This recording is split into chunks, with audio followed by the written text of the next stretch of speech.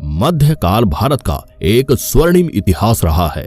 10वीं सदी तक भारत दुनिया का सबसे ताकतवर और समृद्ध देश था, लेकिन भारत की इन समृद्धि को देख दूसरे देशों के राजाओं का मन ललचा गया और उन्होंने कई बार भारत पर आक्रमण किया।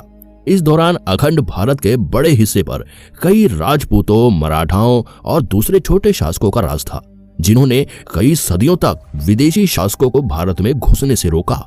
लेकिन 12वीं सेंचुरी आते आते यह सब काफी ज्यादा कमजोर हो गए और इसके बाद तो दिल्ली की गद्दी पर कई विदेशी राजा बैठे। लेकिन एक छोटे से देश से आए बाबर ने भारत के उस समय के सुल्तान इब्राहिम लोधी को हराते हुए अखंड भारत में मुगल साम्राज्य की नींव रखी, जिसका सबसे पहला सुल्तान खुद बाबर ही था। इस तरह 1526 में मुगल साम्राज्य का सफर भारत में शुरू हुआ, जो करीब 1857 तक चला। मुगल साम्राज्य के समय भी भारत ने काफी तरक्की की और 16वीं सेंचुरी तक अंग्रेजों के आने से पहले भारत दुनिया की सबसे बड़ी और समृद्ध ताकत हुआ करता था और दुनिया की टोटल जीडीपी में करीब 30% हिस्सा उस समय भारत का ही हुआ करता था।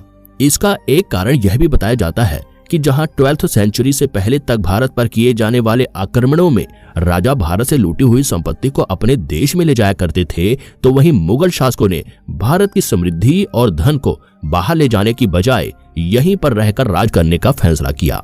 लेकिन मुगलों के एक गलत फैसले ने पूरे मुगल साम्राज्य को ही तबाह कर दिया और भारत को अंग्रेजों की गुलामी की जंजीरों में जकड़ने के लिए मजबूर कर दिया। तो आज की इस वीडियो में हम मुगल साम्राज्य के उदय और इसके इतिहास के बारे में जानेंगे। साथ ही हम यह भी देखेंगे कि कैसे बाबर ने एक छोटे से राज्य से इतने बड़े मुगल साम्राज्य का सफर तय किया और आखिर ऐसा क्या हुआ कि जो मुगल साम्राज्य एक समय पर भारत के सबसे बड़े हिस्से पर राज करता था और दुनिया का सबसे ताकतवर साम्राज्य था, वह टूटने पर मजबूर कैसे हो गया। तो चलिए शुरू से शुरू करते हैं। वैसे तो 16वीं से लेकर 12वीं सेंचुरी तक भारत पर कई विदेशी आक्रमणकारियों के हमले हुए, लेकिन ज्यादातर हम लोग में विदेशी राजा भारत में लड़ाई लड़के और यहाँ के बड़े बड़े राजकोष को लूटकर वापस उन्हें अपने देश में ही ले जाया करते थे। लेकिन उस समय भारत की समृद्धि इतनी ज्यादा थी कि कुछ समय बाद भारत दोबारा से पहले ही जगह पर आकर खड़ा हो जाता था।